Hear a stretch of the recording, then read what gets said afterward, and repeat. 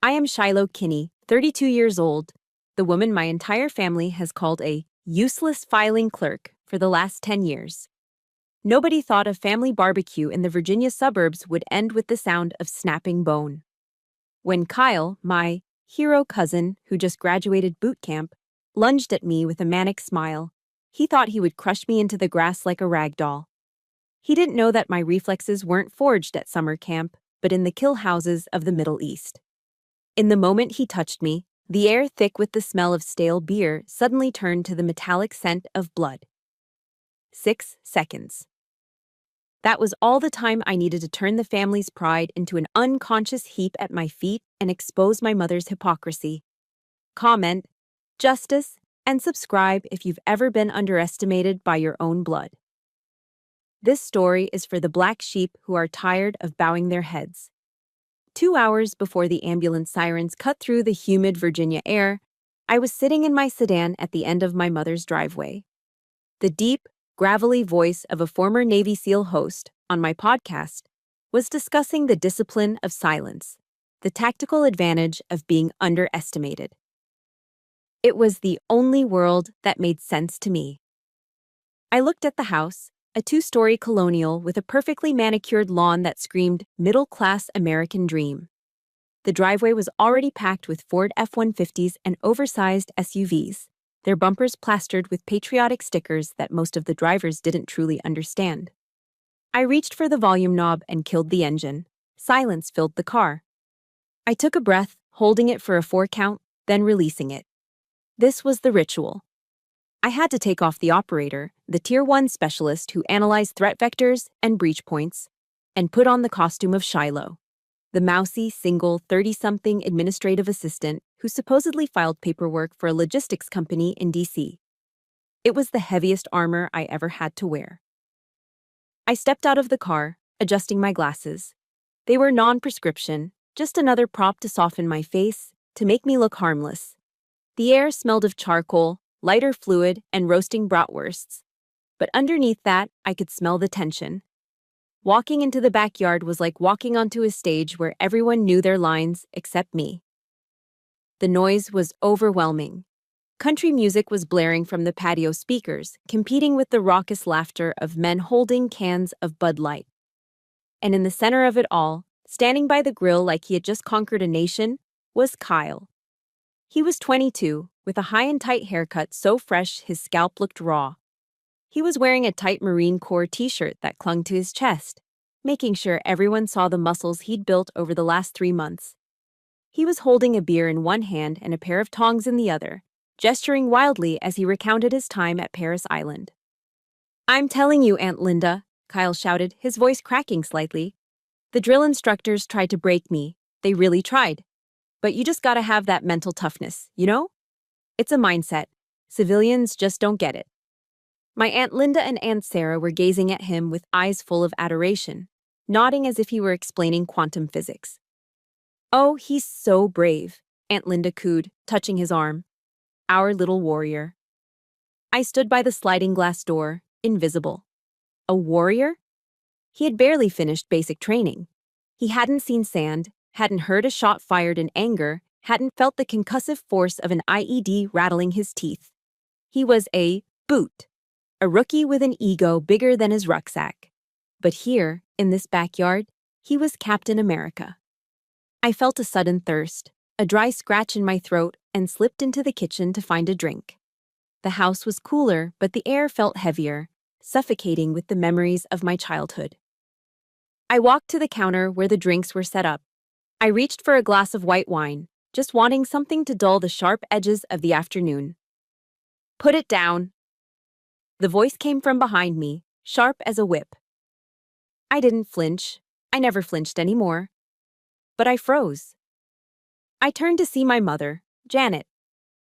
She was wiping her hands on a floral dish towel, her eyes scanning me from head to toe with that familiar look of disappointment.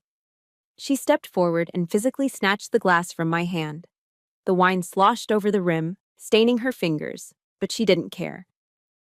"Don't drink that," she hissed, her voice low so the guests outside wouldn't hear.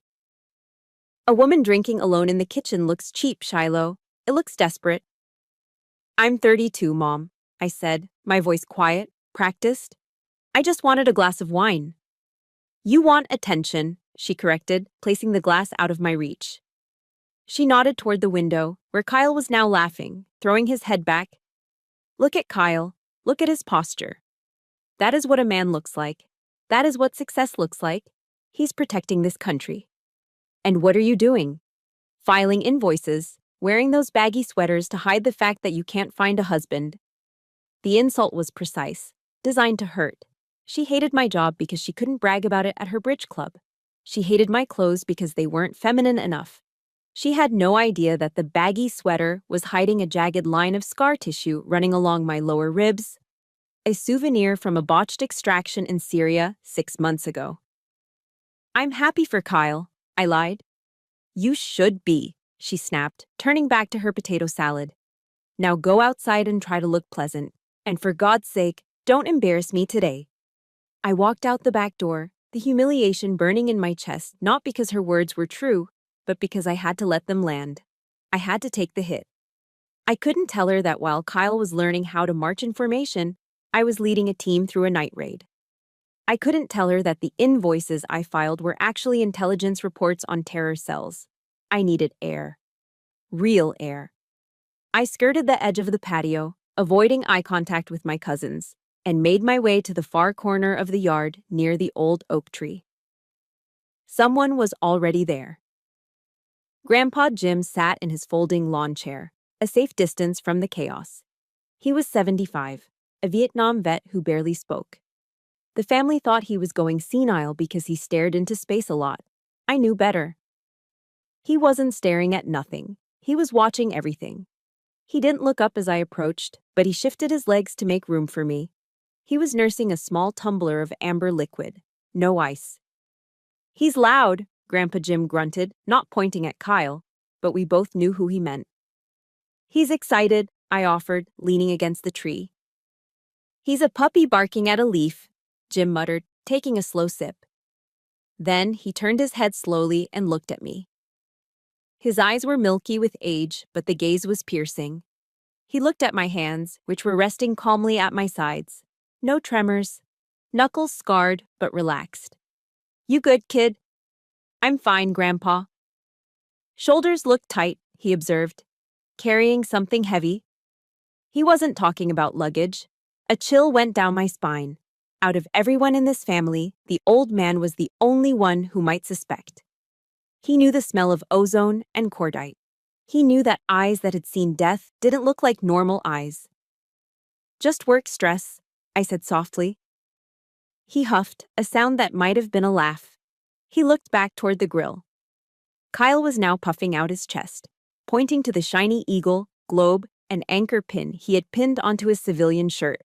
A breach of protocol, but nobody here cared. The sun caught the metal, making it flash like a beacon of virtue. I watched that pin shine. It was perfect, untarnished, just like Kyle. Involuntarily, my hand drifted to my side, pressing against the fabric of my shirt. Underneath, the scar felt rigid and hot. A piece of shrapnel the size of a quarter had missed my kidney by an inch. I didn't get a medal for it. I didn't get a party. I got patched up by a field medic in a dark helicopter and was back on rotation 3 weeks later. The family cheered as Kyle flipped a burger into the air and caught it. Let him have his parade, Grandpa Jim whispered, almost to himself. The quiet ones. We know the bill always comes due.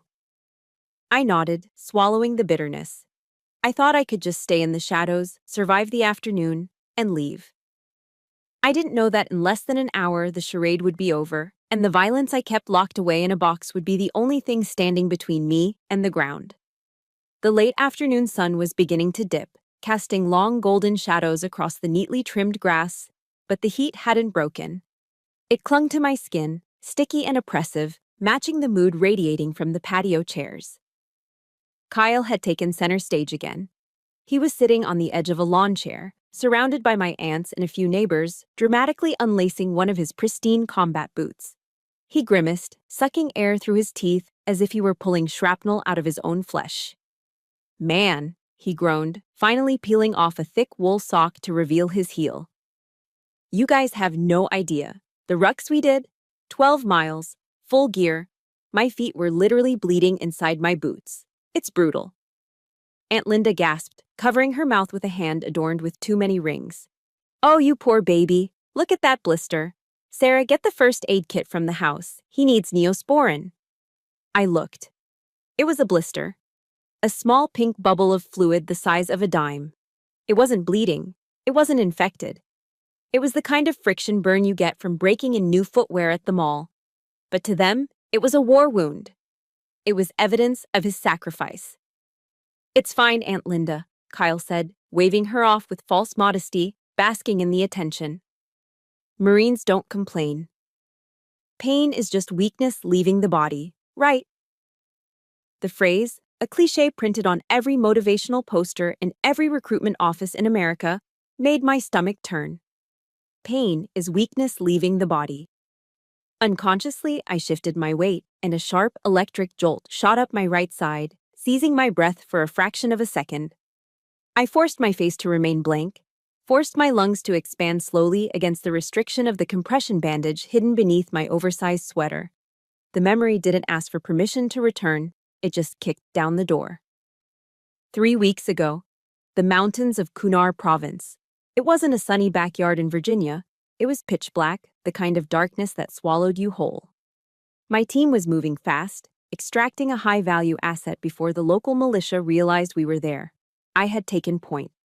I didn't see the drop, a 10-foot fall into a ravine filled with jagged rocks. I landed hard. The sound was distinct, a dry snap like a dead branch breaking under a boot. 2 ribs, fractured on impact. The pain was blinding, a white-hot poker shoved into my side, but we were in hostile territory. Silence was our only armor. I didn't scream, I didn't groan. I bit through my lip until I tasted iron, pushed myself up, and signaled, "I'm good," to my team leader. We had 5 miles to hike to the extraction point. Every step was agony. Every breath felt like inhaling broken glass. But I walked. I carried my gear. I carried the weight because that's what the job demanded. There was no Aunt Linda to fetch Neosporin. There was only the mission and the men beside me. Shiloh, Aunt Sarah's voice snapped me back to the present. The mountains vanished, replaced by the smell of charcoal and cut grass. She was looking at me, holding a plate of deviled eggs, a pitying smile plastered on her face. "You're so lucky you don't have to deal with things like that," she said, gesturing vaguely at Kyle's foot. "Kyle is so brave to put his body on the line. I mean, your job. What is it again? Data entry. At least you get to sit in air conditioning all day. No blisters for you, right?" "Right," I said. The word tasted like ash. "Just typing." "Must be nice," Kyle chimed in, smirking as he rubbed his heel. "The civilian life, safe, easy, no drill sergeants screaming in your face." My mother, who had been listening from the doorway, let out a short, derisive laugh. "Easy is what Shiloh does best. She's always chosen the path of least resistance." That was the second strike. The first had been the wine glass. This one was aimed at my soul. And just like that, another memory surfaced, older and deeper than the broken ribs. 10 years ago, the day I left for selection. The day I packed my life into a duffel bag. Terrified and exhilarated, ready to serve something bigger than myself. My father had already passed, and I stood in the hallway, waiting for my mother to say goodbye. To say she was proud. To say, be safe. She hadn't even looked up from her magazine. "You're going?" she had asked, flipping a page. "Yes, Mom. The recruiter is outside." She finally looked at me, her eyes cold and hard. "You're not doing this for patriotism, Shiloh. Don't lie to yourself. You're running away. You're doing this because you can't get a man to stay. You're going to the army to hide from the fact that you're a failure as a woman. You're just broken. Broken."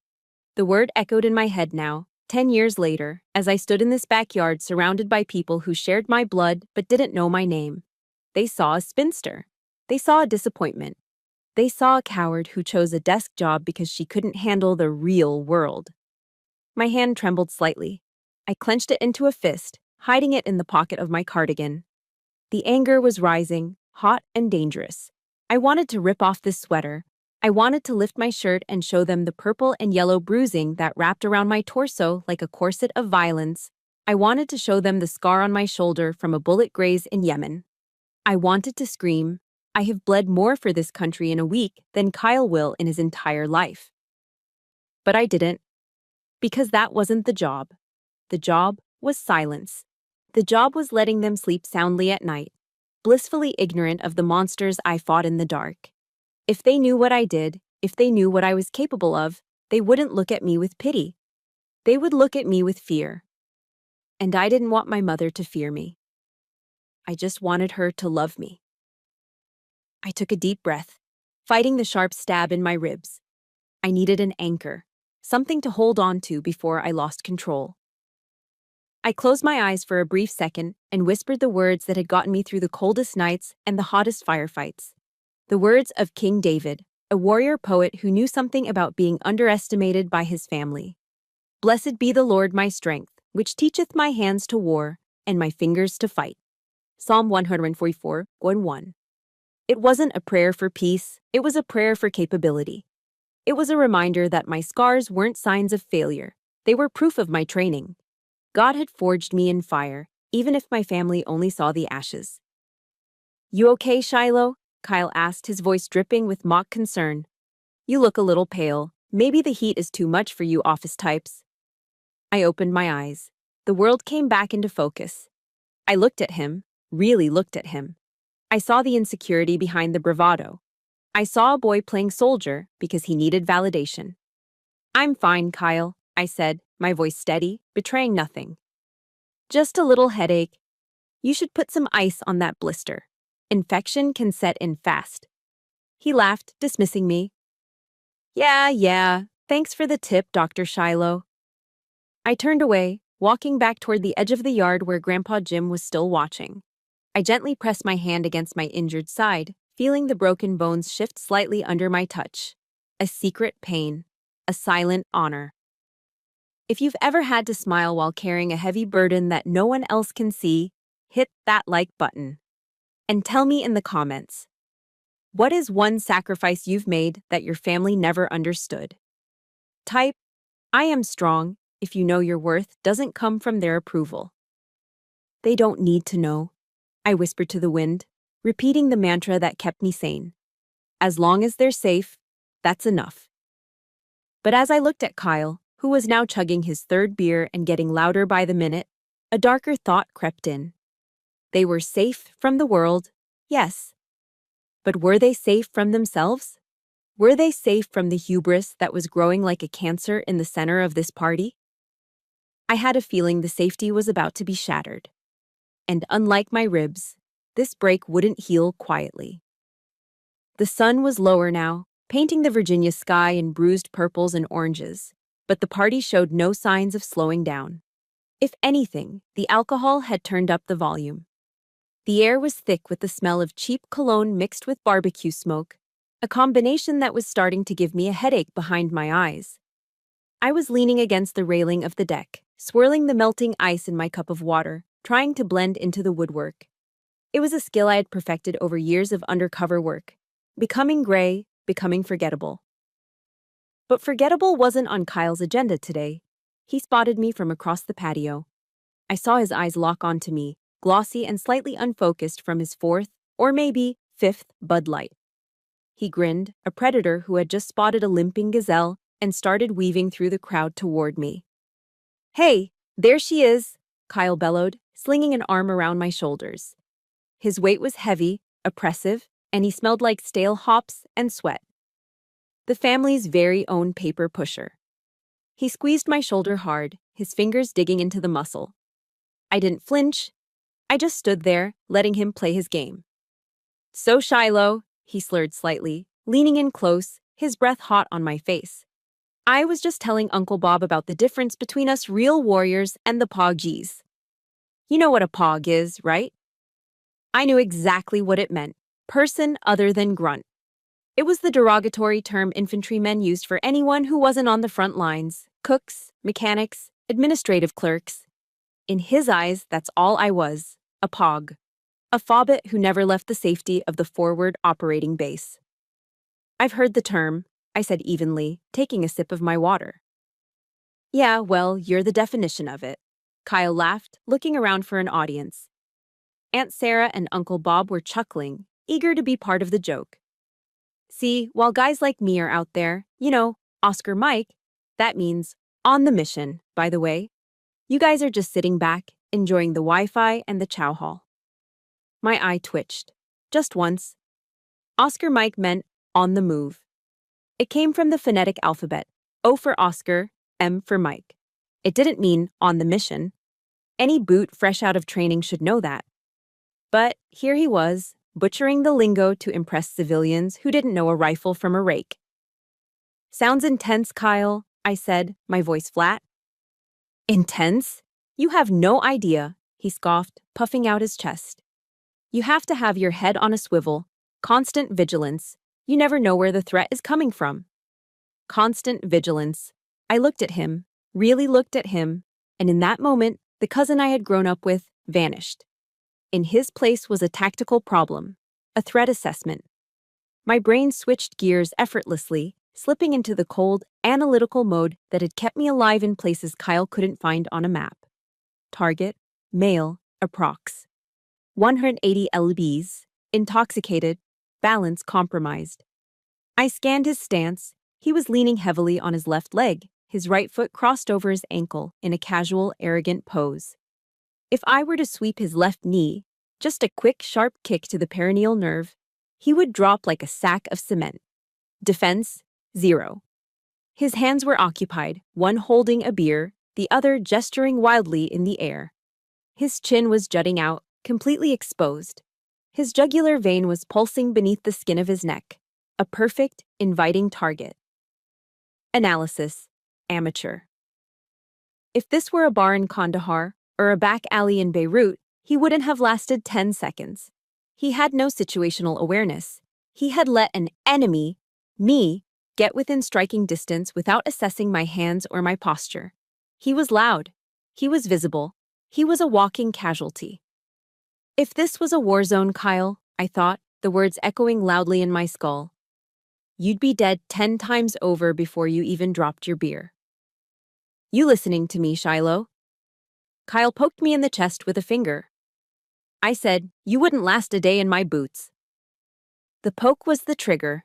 It was a small physical aggression, harmless in a family setting. But my body didn't know we were at a barbecue. My body remembered the rules of engagement. Contact front, react. For a split second, the world slowed down. My hand tightened around the plastic cup of ice water. The plastic crunched loudly, buckling under the sudden pressure of my grip. My knuckles turned white. Every fiber of my muscle memory screamed at me to move. Step in, trap the arm, strike the throat, neutralize. It would take less than 2 seconds. I could envision it perfectly. The look of shock on his face as his airway collapsed. The sound of the beer can hitting the patio pavers. The silence that would follow. I took a sharp breath, forcing the violence back down into the dark box where I kept it. I released the tension in my hand, though the cup was now permanently deformed. I'm listening, Kyle, I said, my voice barely a whisper. I'm just taking it all in. From the corner of my eye, I saw movement. Grandpa Jim. He was still in his lawn chair under the oak tree, but he was no longer looking at the grill. He was looking directly at me. His eyes, usually clouded with age, were sharp and clear. He wasn't looking at my face. He was looking at my hands. He saw the crushed cup. He saw the shift in my stance, the way I had subtly bladed my body away from Kyle, protecting my center line, ready to strike. He knew. He gave me a nearly imperceptible nod. A soldier's nod. Stand down, Marine. Not here, not yet. The connection broke as Kyle let out a loud belch, slapping his stomach. Anyway, he announced, bored with tormenting me since I wasn't fighting back. I need a refill. The civilian beer goes down like water. You want anything, Pog? Are you good with your whatever that is? I'm good, I said. He rolled his eyes, turning his back on me completely. Another tactical error. And sauntered off toward the cooler, shouting for Uncle Bob to toss him a cold one. I let out a long, shaky exhale. The adrenaline was still humming in my veins, a low-voltage buzz that made my fingertips tingle. I looked down at the mangled cup in my hand. Ice water dripped onto my shoes, cold and sobering. I had been tested, and I had held the line. But as I watched Kyle high-five another relative, laughing at some joke I couldn't hear, I realized something terrifying. The restraint was fraying. The mask was slipping. I wasn't sure how much longer I could play the part of the meek, useless cousin, not when the hero was begging to be taught a lesson. I tossed the ruined cup into the trash can. It hit the bottom with a hollow thud. 1 more hour, I told myself. Just survive 1 more hour. But the sun was setting and the shadows were getting longer. And in the dark, monsters tend to come out to play. I just hoped Kyle realized before it was too late that he wasn't the monster in this story. He was the prey. The shadows under the oak tree were deep and cool, a sanctuary from the glaring artificial lights that had just flickered on around the patio. Kyle had wandered back over, drawn not by interest but by the need to have an audience for his beer-fueled bravado. He stood swaying slightly, holding a fresh can of Bud Light, looking down at Grandpa Jim. "So, Grandpa," Kyle slurred, his voice too loud for the quiet corner of the yard. "You were in Nam, right? That must have been wild." "Lot of action? Like Full Metal Jacket style?" He grinned, expecting a war story full of explosions and heroism, something that would validate his own fantasies of combat. Grandpa Jim didn't look up immediately. He took a slow drag from a cigarette he wasn't supposed to be smoking, doctor's orders, and exhaled a thin stream of blue smoke into the humid air. When he finally spoke, his voice sounded like tires crunching on gravel. "It wasn't a movie, son," Jim said softly. "It was wet. It rained for 3 weeks straight in '68. Your boots rotted on your feet. You didn't see the enemy. You just heard the jungle moving. And you smelled it. The rot. The damp earth." He paused, his eyes drifting to a place none of us could see. "I lost my best friend, Miller, because he lit a cigarette at the wrong time. Just a flash. Then, gone." The silence that followed was heavy, weighted with the ghosts of men who never came home. I felt a tightness in my chest, a familiar ache of shared understanding. I knew that smell. I knew that sudden, violent loss. Kyle blinked, clearly bored. The adrenaline-pumping story he wanted hadn't materialized. "Yeah, well," Kyle interrupted, stifling a yawn and checking his phone. "Sounds pretty depressing, honestly. Not really the vibe for a party, you know? I'm gonna go grab another cold one. Aunt Linda made those jalapeno poppers." He turned on his heel without a second glance, leaving the old man and his trauma alone in the dark. I watched him go, feeling a surge of disgust so potent it tasted like bile. He treated a veteran's pain like bad entertainment. I didn't move. I stayed right where I was, leaning against the rough bark of the oak tree. Grandpa Jim took another drag, ash falling onto his faded jeans. "He doesn't get it," I said quietly. It wasn't a question. "He's a tourist," Jim replied, tapping ash off his cigarette. "He bought the t-shirt, but he hasn't paid the admission price." He reached into the pocket of his denim jacket and pulled out a silver flask. It was battered, dented in one corner, the metal worn smooth by decades of handling. He unscrewed the cap with trembling fingers. "Cup," he commanded gently. I held out my plastic cup. It was empty now, just a few drops of warm water at the bottom. He tipped the flask, pouring a generous measure of amber liquid. The smell hit me instantly. Peat, smoke, and oak. Good Scotch, single malt, probably older than Kyle. "Drink," he said. "It'll put some iron in your blood. Better than that horse piss the boy is drinking." I took a sip. It burned pleasantly on the way down, a warm fire settling in my stomach. It tasted like history. Like respect. "Thanks, Grandpa." He capped the flask and put it away. Then he turned in his chair, shifting his body so he was facing me directly. His milky eyes narrowed, scanning me with an intensity that made me want to check my own perimeter. "Your shoulder," he said. It wasn't a question. "Is it healing?" I froze. The glass of scotch stopped halfway to my mouth. I hadn't touched my shoulder. I hadn't winced. I hadn't favored it. At least, I didn't think I had. I don't know what you mean, I stammered, the lie clumsy on my tongue. Jim scoffed, a dry rattling sound. Don't bullshit a bullshitter, Shiloh. I saw you flinch when you lifted that case of soda earlier. Just a twitch in the jaw. And you're guarding your right side. You walk like you're carrying a pack, balancing the weight. He leaned forward, his voice dropping to a conspiratorial whisper. Shrapnel? Or did you take a hit? I stared at him, my defenses crumbling. For 10 years, I had fooled my mother. I had fooled my aunts. I had fooled everyone in this suburban masquerade, but I couldn't fool him. Game recognizes game. Fall, I whispered, the truth slipping out before I could stop it. Broken ribs, 3 weeks ago. He nodded slowly, absorbing the intel. There was no pity in his eyes, only recognition. The look one wolf gives another across the pack. Rough terrain? Rough enough? And the family thinks you're typing invoices. It's better that way, I said, looking toward the house where the laughter was getting louder, more raucous. Mom, she needs to believe I'm safe. She needs to believe I'm boring. If she knew the truth, it would break her. Jim snorted. Your mother is brittle, Shiloh. She breaks if the wind blows the wrong way. But you? He reached out, his calloused, papery hand covering mine where it rested on the arm of his chair. His grip was surprisingly strong. You're made of different stuff. You're tougher than steel, kid. Steel bends. You don't. Tears pricked the back of my eyes, sudden and hot. I blinked them away furiously. I hadn't cried when I broke my ribs. I hadn't cried when the medic set them. But hearing this old man, this forgotten warrior, see me, truly see me, cracked something open inside my chest. I feel like I'm disappearing sometimes, I confessed, my voice barely audible over the chirping crickets. Like Shiloh is just a ghost, and the only real thing is the mission. The mission ends, Jim said firmly. The war ends, even if it takes a lifetime. But you gotta survive the peace, Shiloh. That's the hardest part. Surviving the peace among people who don't know the cost of it. He took a swig from his flask, wiping his mouth with the back of his hand.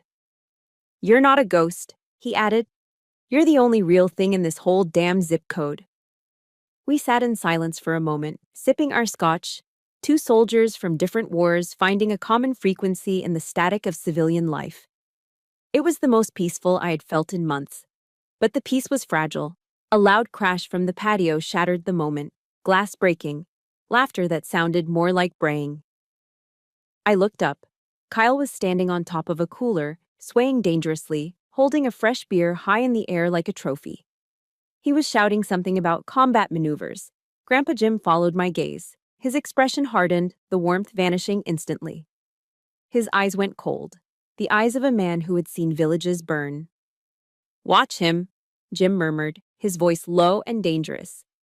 He's just drunk, I said, trying to dismiss the unease crawling up my spine. No, Jim said, shaking his head slowly. He's not just drunk. He's weak, and he's scared. He knows he's a fraud deep down. And a scared man with something to prove is the most dangerous thing on earth. He squeezed my hand one last time, a warning grip. Be ready, Shiloh, he whispered. The dog that barks the loudest is usually the one that's about to bite. And when he snaps, don't you dare hold back. I looked at Kyle, really looked at him, and saw the frantic energy in his movements, the desperate need for validation that was spiraling out of control. Grandpa Jim was right. The storm wasn't coming. It was already here. And I was the only one with an umbrella made of steel. The warning from Grandpa Jim hung in the air like ozone before a thunderstorm. The dog that barks the loudest is usually the one that's about to bite. It didn't take long for the bite to come. Kyle was bored. The adrenaline from his war stories had faded, replaced by the sloppy, aggressive buzz of too much cheap beer. He was prowling the patio, looking for a target, something to assert his dominance over now that the old man had dismissed him. His eyes landed on Leo. My nephew Leo was 12 years old, a quiet kid with messy hair and glasses slightly too big for his face. He was sitting on the edge of a planter box, engrossed in a video game on his phone, trying to make himself as invisible as I usually did. He was the family's punching bag, too sensitive, too artistic, not interested in football or hunting. "Hey, Leo," Kyle shouted, his voice slurring. "Get your nose out of that screen, boy." Leo flinched, looking up with wide, startled eyes. "I'm just playing, Kyle." "Playing?" Kyle sneered, stomping over to him. "You're rotting your brain. You need to learn some real skills. Get up." Before Leo could react, Kyle grabbed him by the back of his t-shirt and hauled him to his feet. Leo stumbled, dropping his phone onto the concrete. The screen cracked. "Hey!"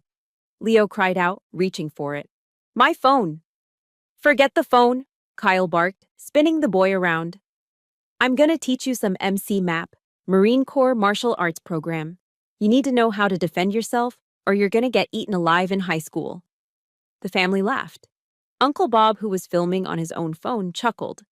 "Yeah, teach him a lesson, Kyle. Toughen him up." My stomach tightened. This wasn't a lesson. This was bullying disguised as tough love. "Okay, look," Kyle announced to his captive audience. "First thing you gotta know is how to escape a headlock. Come here." He wrapped his thick, sweaty arm around Leo's neck. It wasn't a playful hold. He clamped down hard, bearing the boy's head into his armpit. Leo yelped, his hands clawing at Kyle's forearm. "Ow! Kyle, stop! It hurts!" Leo's voice was thin and panicked. "It's supposed to hurt." Kyle laughed, tightening his grip. "Pain is weakness leaving the body, remember? Now try to break it. Come on, use your hips." Leo was flailing now. His face was turning red. His feet scrabbled against the patio stones. He wasn't learning anything. He was being choked by a drunk 22-year-old who didn't know his own strength, or didn't care. "Kyle, let him go," I said from the shadows, my voice low. But the noise of the party drowned me out. "Look at him," Aunt Linda giggled, sipping her wine. "He's like a little fish on a hook." "Mom!" Leo screamed, tears streaming down his face. "Mom, help me!" I looked at my sister-in-law, Leo's mother. She was standing next to my mom, holding a plate of brownies. She looked uncomfortable, but she didn't move. She looked at my mother for cues, and my mother, Janet, the matriarch, just smiled that tight, superior smile. "Oh, stop crying, Leo," she said, her voice cutting through the boy's sobs. "Don't be such a baby. Kyle is just playing. You need to learn to be a man. Let your cousin teach you something useful for once. Learn to be a man." The words hit me like a physical blow. The cruelty of it, the absolute willful blindness. They were watching a child be terrified, be hurt, and they were calling it education. They were calling it masculinity. Leo's struggles were getting weaker. His eyes were wide with terror, darting around the circle of smiling adult faces, looking for a savior and finding only an audience. And in that look, the backyard vanished. Suddenly, I wasn't in Virginia anymore. I was in a dusty village in Idlib. The smell of charcoal became the smell of burning tires. The sound of country music became the ringing in my ears after an explosion. And Leo's face, it became the face of a boy I had pulled from the rubble 3 years ago. A boy who had looked at me with that same desperate, pleading terror. "Help me." My vision tunneled. The edges of the world went gray. The only thing in color, the only thing that mattered, was the threat and the victim. The mask of Shiloh. The secretary dissolved. The armor of the meek daughter shattered. I didn't think. I didn't decide. The training took over. I set my plastic cup down on the small table beside Grandpa Jim. The movement was precise, deliberate. Grandpa Jim didn't try to stop me. He just sat back, his eyes hard, and whispered one word. "Go." I stepped out from under the oak tree. My movements were fluid, devoid of the clumsy hesitation I usually faked. I crossed the grass in 3 long strides, closing the distance to the patio. The air around me seemed to drop 10 degrees. "Kyle!" I didn't yell. I didn't scream. I used the voice I reserved for the field, the command voice. It was a tone that bypassed the conscious brain and struck directly at the primal instinct to obey. It was deep, resonant, and utterly devoid of fear. The laughter died instantly. Uncle Bob lowered his phone. Aunt Linda froze with her wine glass halfway to her mouth. Kyle stopped squeezing, but he didn't let go. He turned his head, his eyes glassy and confused, trying to locate the source of the sound that had just cut through his drunken haze. He saw me standing there, 10 feet away. My hands were empty, hanging loose at my sides. My posture was relaxed, but it was the relaxation of a coiled snake. "What did you say?" Kyle sneered, trying to regain his bravado, but his voice wavered. I repeated, each word landing like a hammer strike. "Let the boy go." "Or what?" Kyle laughed, though it sounded forced. He tightened his grip on Leo again, making the boy whimper. "You gonna file a complaint against me, Shiloh? Gonna write me up?" My mother stepped forward, her face flushed with anger. "Shiloh, get back inside. Don't you dare ruin this party with your drama. Kyle is just having fun." "This isn't fun," I said, my eyes never leaving Kyle's face. I didn't even look at her. "He's hurting him, and he's going to stop. Now." "Who are you to tell me what to do?" Kyle spat, his ego flaring up, overriding any sense of self-preservation. He shoved Leo away from him. The boy crumbled to the ground, coughing and clutching his throat. "You're nothing. You're a nobody." Kyle turned fully toward me, his chest heaving, his fists clenching. He took a step forward, entering my personal space. He loomed over me, using his height, using his bulk, trying to intimidate the little cousin. "You want to play soldier, Shiloh?" He growled, spit flying from his lips. "Come on then, make me stop." He raised his hands in a sloppy fighting stance. I looked at his hands. I looked at his feet. I looked at the exposed line of his jaw. Grandpa Jim was right. The dog had snapped. And for the first time in 10 years, I wasn't going to walk away. "Your choice, Kyle," I whispered, so only he could hear. "But you're not going to like how this ends." The silence in the yard was absolute. Even the crickets seemed to be holding their breath. Everyone was waiting. Waiting for the secretary to retreat. Waiting for the mother to yell. Waiting for the hero to win. They were all wrong. Because the hero wasn't the one standing tall. The hero was the one about to bring him to his knees. Kyle didn't hesitate. He didn't think. He reacted with the brute force of a wounded ego. "You bitch!" he screamed, his face contorted into a mask of pure, drunken rage. He lowered his shoulder and charged. It was a classic high school football tackle, clumsy, telegraphed, and completely reliant on mass. He intended to drive me into the dirt, to use his 200 pounds to crush the little secretary who dared to question him. To him, I was just a speed bump. But to me, he was moving in slow motion. My world narrowed down to geometry and physics.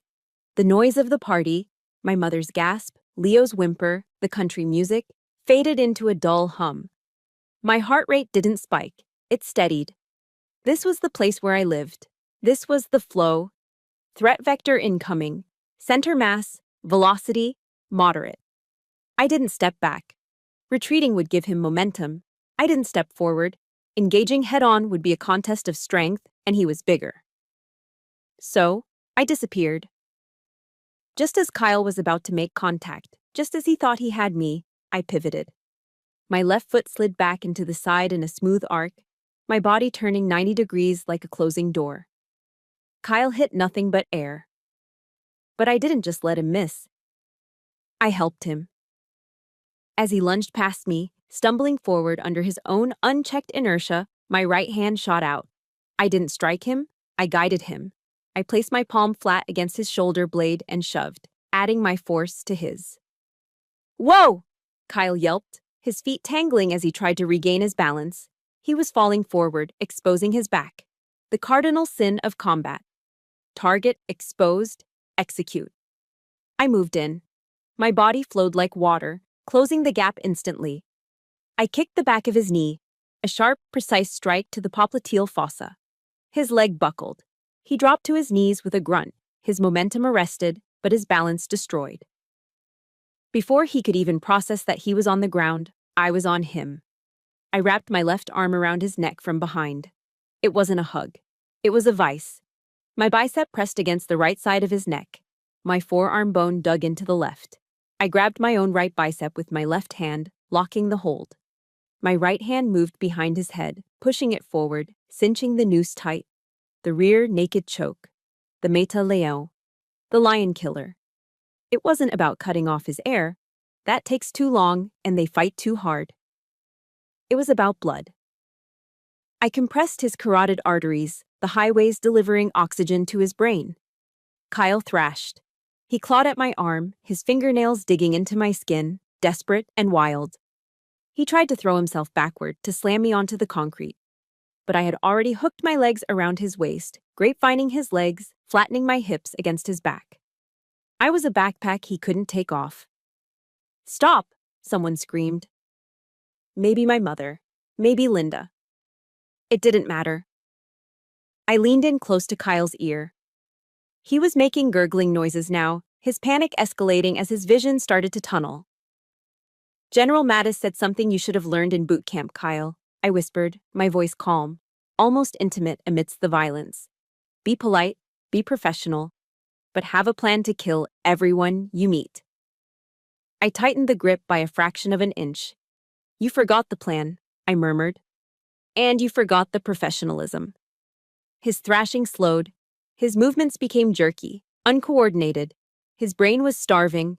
The lights were flickering in the house. Carotid arteries compressed, I counted down in my head, syncing with the fading rhythm of his struggle. Hypoxia setting in. 3, 2, 1. Kyle's arms dropped. His body went limp, all the tension leaving him in a sudden rush. He was heavy, just dead weight in my arms. I held him for one more second to be sure, muscle memory from ensuring a target was neutralized. Then I released the lock. I unhooked my legs and stood up, letting him slump forward onto the grass. He lay there, face down, snoring softly, the sound of his body trying to reboot. I took a step back. I looked down at my hands, steady, not a tremor. I reached up and adjusted my glasses, which had slid slightly down my nose during the scuffle. I smoothed the front of my cardigan. I checked my pulse mentally. 65 beats per minute, a resting rate. Then, I looked up. The scene was frozen. It was a tableau of absolute shock. My mother stood with her hands covering her mouth, eyes wide with horror. Uncle Bob was still holding his phone, but his arm hung limp at his side. Aunt Linda looked like she was about to faint. Even Grandpa Jim looked surprised. Not that I had won, but at the efficiency of it. He raised his flask in a silent salute, a grim smile playing on his lips. Silence. The kind of silence that follows a gunshot. They were looking at me, but they weren't seeing Shiloh the secretary anymore. They were seeing a stranger. A stranger who had just dismantled their golden child in 6 seconds flat without breaking a sweat. I looked at Leo. The boy was still sitting on the ground where Kyle had shoved him, staring at me with awe. He wasn't scared of me. He was looking at me like I was a superhero who had just taken off her disguise. I winked at him. Then I turned my gaze to my mother. She took an involuntary step back, fear flashing in her eyes. Fear of her own daughter. "He'll wake up in a minute," I said, my voice cutting through the quiet yard like a razor blade. "He'll have a headache and a bruised ego, but he'll live." I looked down at Kyle one last time. He looked so small now, so harmless. Just a boy who played a game he didn't understand. "Next time," I said to the unconscious heap, "don't mistake silence for weakness." If you felt that justice in your bones, hit the like button right now. And tell me in the comments, have you ever shocked everyone by showing your true strength? Type underestimated if you know exactly how satisfying this moment feels. The spell broke. Aunt Linda let out a piercing shriek that shattered the stillness. "He's dead. She killed him. Oh my God, she killed him." The chaos I had held back finally flooded in. But I stood in the center of the storm, calm and untouched. I had crossed the line. I had revealed the monster. And for the first time in my life, I didn't care who saw it. Aunt Linda's scream was still ringing in the humid air, piercing and hysterical, drawing neighbors to their windows 2 houses down. "Call the police!" she shrieked, dropping to her knees beside Kyle's prone form. She hovered over him, her hands fluttering uselessly around his face, checking for injuries that weren't there. "Bob!" Call 911. She's crazy. She tried to kill him. The patio, which had been a stage for Kyle's arrogance just moments ago, was now a scene of utter bedlam. Uncle Bob was fumbling with his phone, his face pale, looking at me with wide, terrified eyes. He didn't dial. He was too scared to move, too scared to provoke the woman who had just dropped a Marine in 6 seconds. Kyle groaned, rolling onto his side. He coughed, a wet, hacking sound, and clutched his throat. The color was returning to his face, replacing the ghostly pallor of hypoxia. "He's alive," I said flatly, not moving an inch. "He's fine. He just took a nap." "You shut up," Aunt Sarah yelled from the safety of the sliding glass door. "You animal, look what you did to him." My mother, Janet, finally found her voice. She marched toward me, her face contorted into a mask of pure venom. I had seen her angry before, when I got a C in math, when I didn't make the cheerleading squad, when I missed church. But this was hatred. She stopped 2 feet from me and shoved my shoulder. It was a weak, frantic push that barely rocked me back on my heels, but the intent was violent. "What is wrong with you?" she hissed, spit flying from her lips. "Are you insane? Are you on drugs?" "He was hurting Leo," I said, my voice calm, contrasting sharply with her frenzy. I pointed to where my nephew was still sitting on the ground, rubbing his bruised neck, looking at the adults with wide, confused eyes. "Did you all miss that part? He was choking a 12-year-old. "He was playing," my mother screamed, her voice cracking. "They were boys roughhousing, but you attacked him. You could have snapped his neck." "I controlled every movement, Mom. If I wanted to snap his neck, he wouldn't be coughing right now." The words left my mouth before I could filter them, cold and factual. My mother recoiled as if I had slapped her. She looked at me with genuine horror, not at the violence, but at the capability. At the stranger standing in her daughter's skin. "You're jealous," she spat, shaking her head as if trying to rearrange reality to fit her narrative. "That's what this is. You're jealous of Kyle. You're jealous that he's a hero, and you're nothing. You're jealous that he has a life, a future, and you're just a bitter, lonely spinster. You wanted to humiliate him." I stared at her. The accusation was so absurd, so detached from reality, that I almost laughed. "I'm jealous," I repeated quietly. "Mom, look at him." Kyle was sitting up now, supported by Aunt Linda. He looked disoriented, rubbing his throat, his eyes darting around with fear. He wouldn't look at me. The bravado was gone, replaced by the shame of a bully who got checked. "He's a drunk kid who doesn't know the first thing about combat," I continued. "And you're all clapping for him like he's Captain America while he abuses a child." "Don't you dare talk about him like that," Aunt Linda yelled, cradling Kyle's head. "He serves this country. He protects people like you."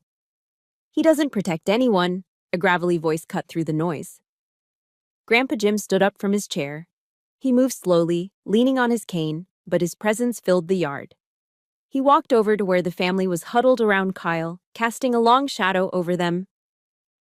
"The girl is right," Jim said, his voice low but thundering with authority. "The boy was out of line.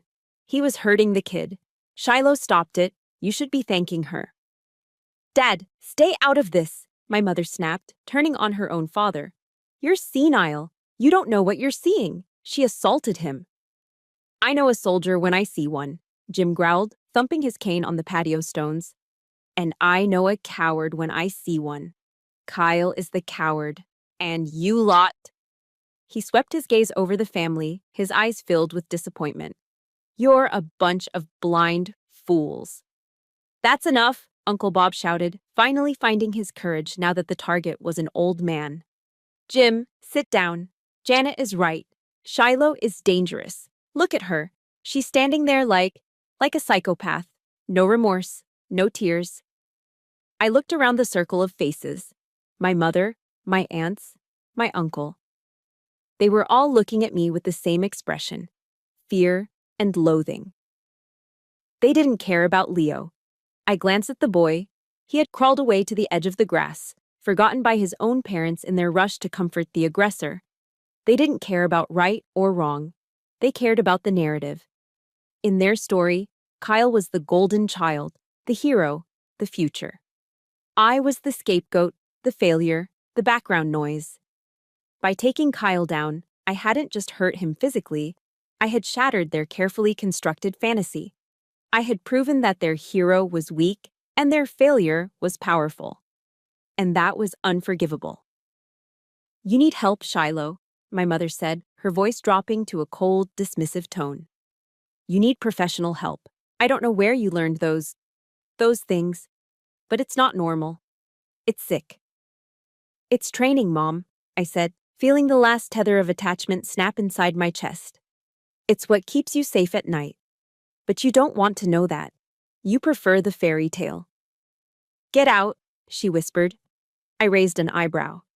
"Excuse me?" "Get out of my house," she said louder, pointing a trembling finger at the gate. "Leave. Before Bob calls the sheriff. I don't want you here. You're not the daughter I raised." I looked at her.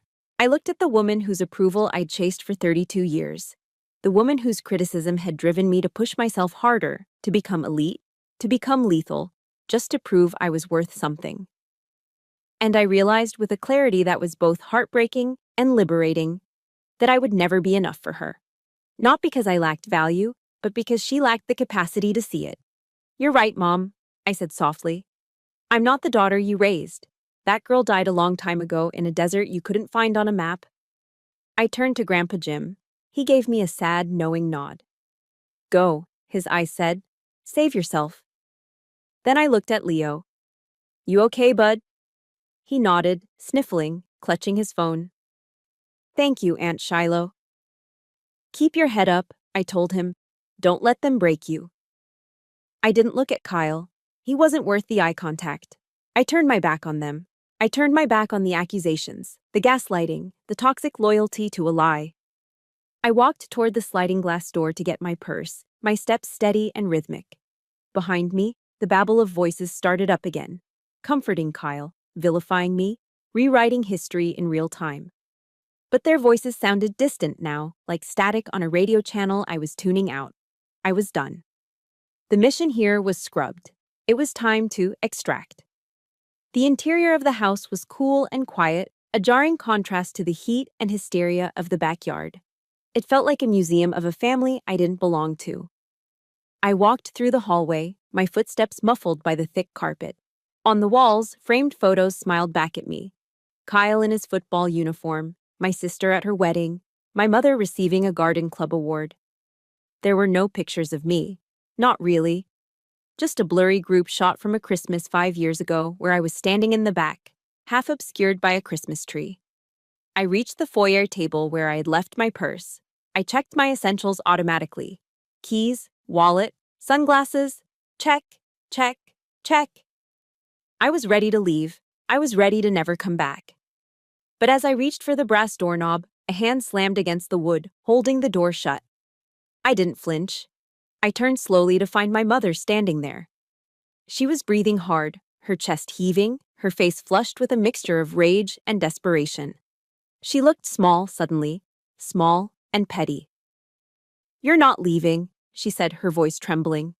"Watch me," I replied, my tone even. "You're going to go back out there," she hissed, pointing toward the patio door where the muffled sounds of Aunt Linda's wailing could still be heard. "And you are going to apologize to Kyle. You're going to tell everyone that you snapped, that you're on medication, that you're sorry." I looked at her, truly looked at her for what felt like the first time.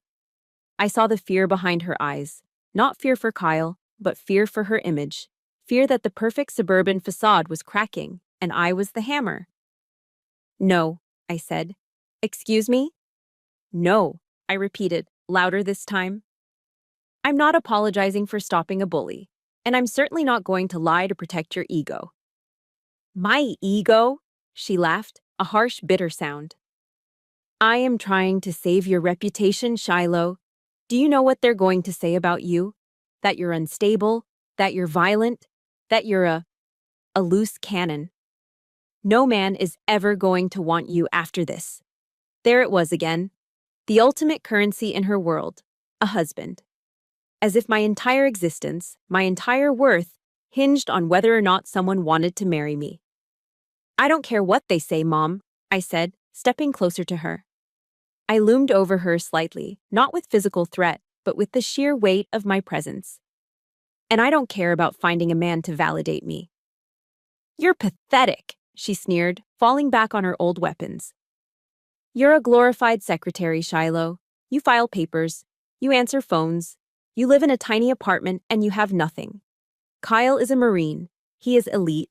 You should be on your knees begging for his forgiveness. Something inside me finally snapped. Not with a bang, but with a quiet, decisive click. The lock on the door to my secret life turned. You think I file papers? I asked, my voice dropping to a whisper that was more terrifying than a scream. I know you do, she scoffed. That's all you're good for. I leaned in, invading her personal space until I was inches from her face. I let the mask drop completely. I let her see the eyes that had stared down warlords.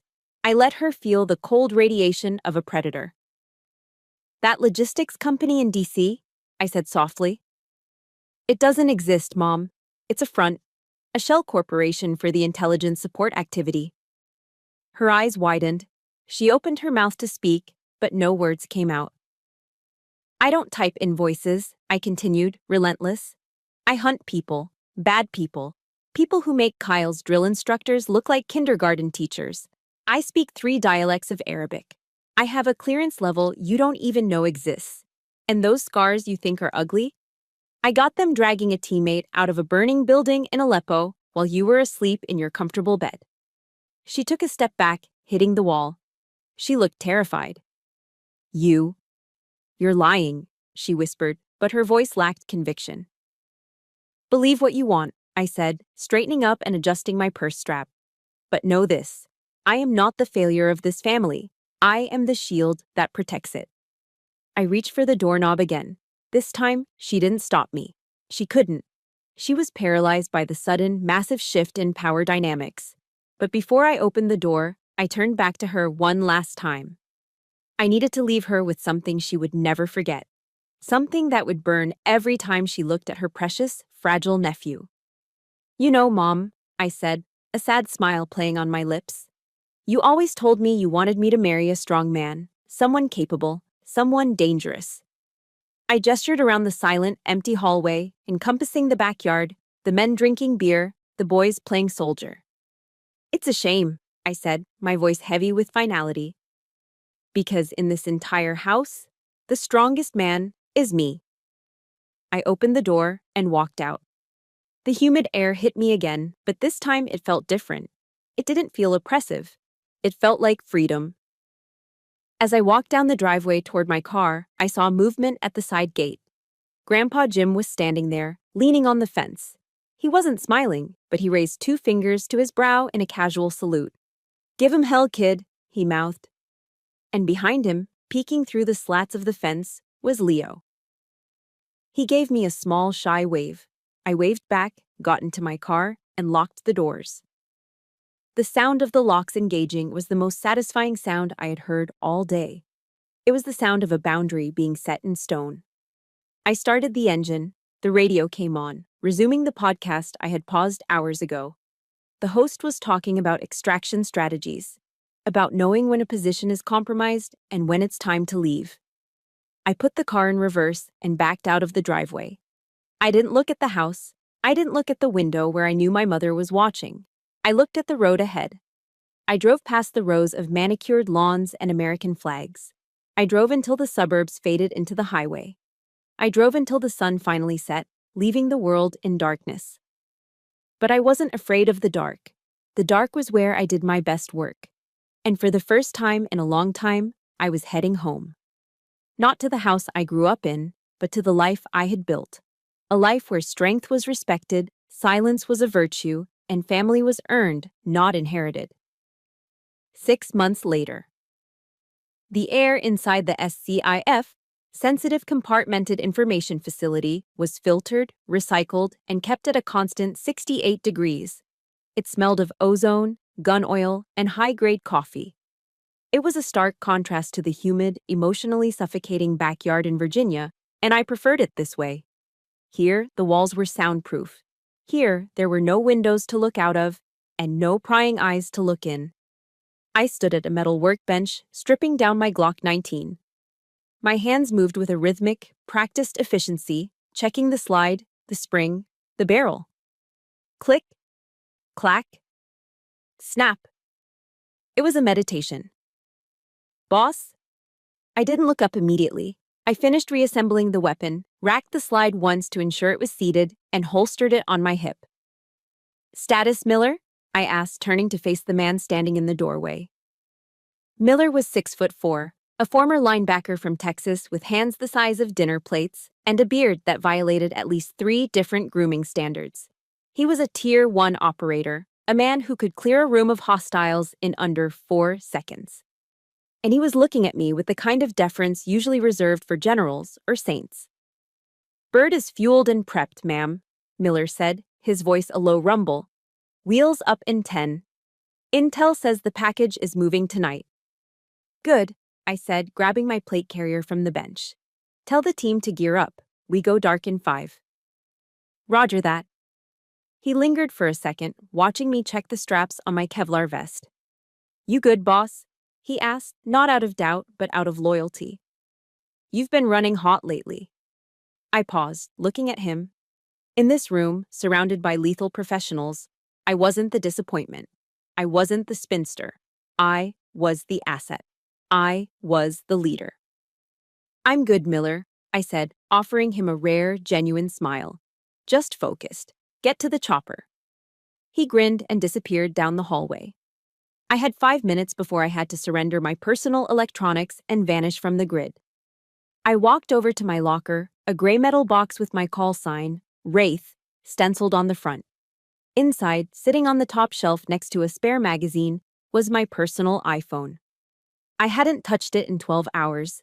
I picked it up, the screen illuminating my face in the dim light. One new notification.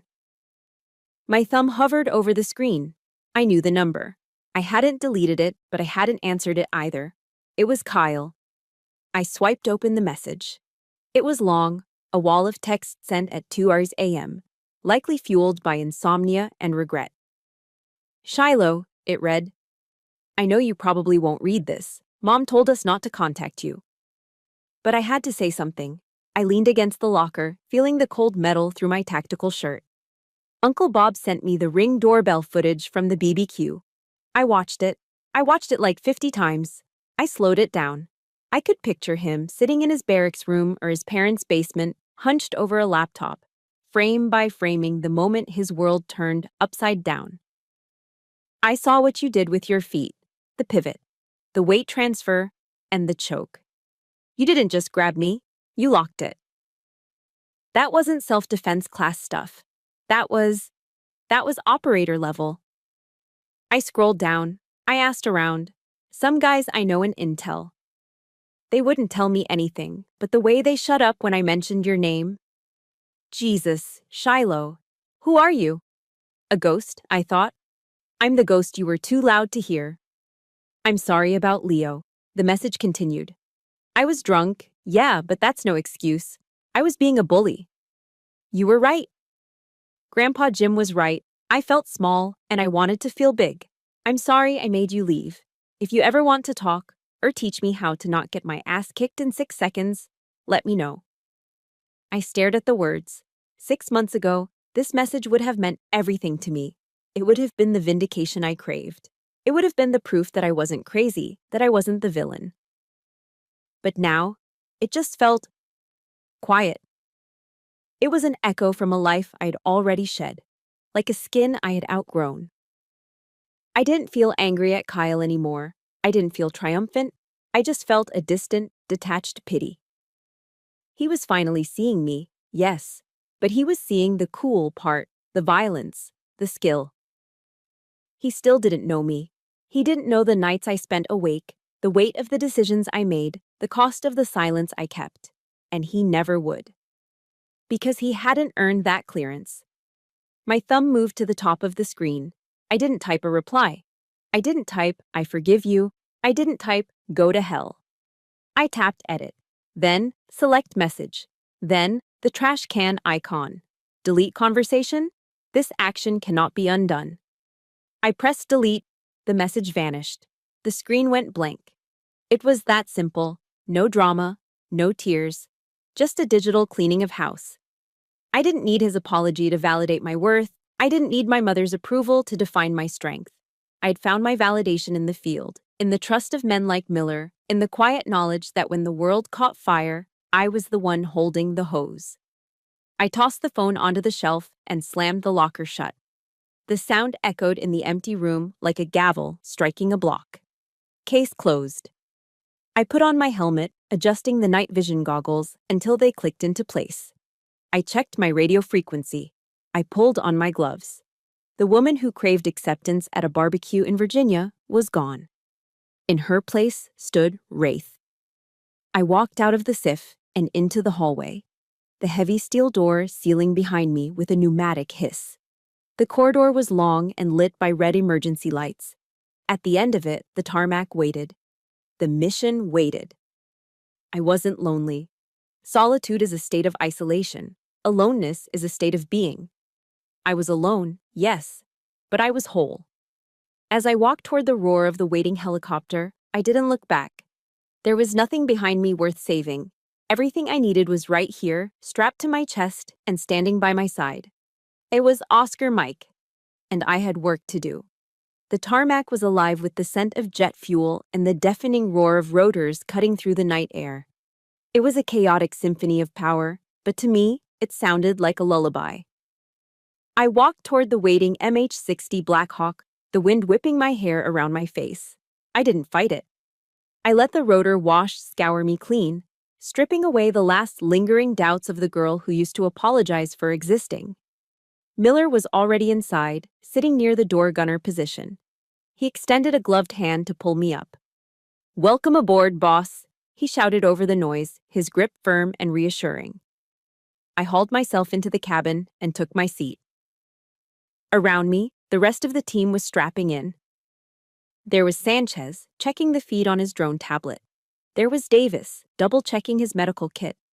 And there was Miller, giving a thumbs up to the pilot. I looked at their faces. They were tired. They were scarred. They were cynical and crude and dangerous. They didn't care about my relationship status.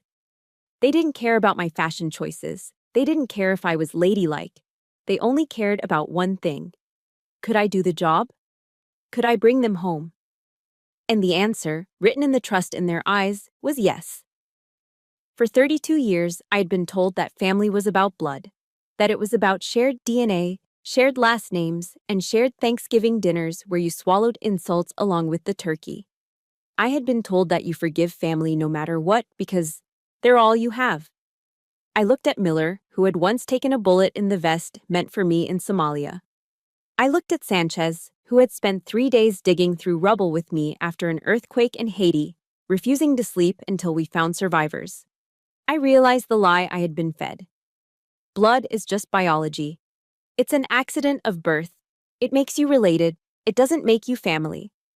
Family is the people who know the worst parts of you and stay anyway. Family is the people who would bleed for you, not the ones who make you bleed. Family is loyalty. It is earned day by day in the trenches of life. The pilot's voice crackled in my headset. "Wraith, we are green across the board. Ready for lift?"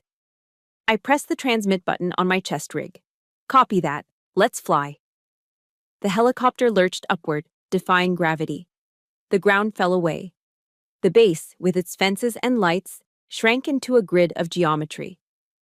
As we climbed higher, banking toward the east where the first hint of dawn was bleeding into the sky, my mind drifted back to Virginia one last time. Not to the house, or my mother, or Kyle. They were fading now, becoming small and insignificant, like characters in a book I had finished reading. I thought of Grandpa Jim.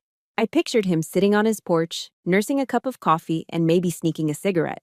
He was the only thread I hadn't cut. He was the bridge between my two worlds.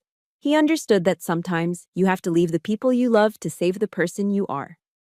I reached into my pocket and touched the small silver St. Christopher medal he had pressed into my hand the day I graduated from selection. "Safe travels," he had said. "Protect the flock. I was protecting the flock. My flock. The sun broke the horizon, a brilliant line of gold that set the clouds on fire. It bathed the cabin in warm amber light. It reflected off the visors of my team, turning them into faceless angels of war. I took a deep breath, filling my lungs with the thin, cold air. The pain in my ribs was a distant memory.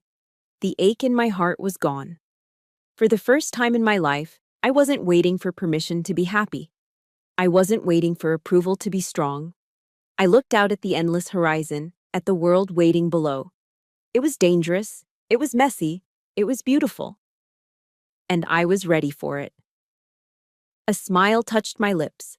Not the polite, practiced smile of Shiloh the secretary, but the fierce, wild smile of Wraith. I am Shiloh Kinney. I am a warrior. I am a leader.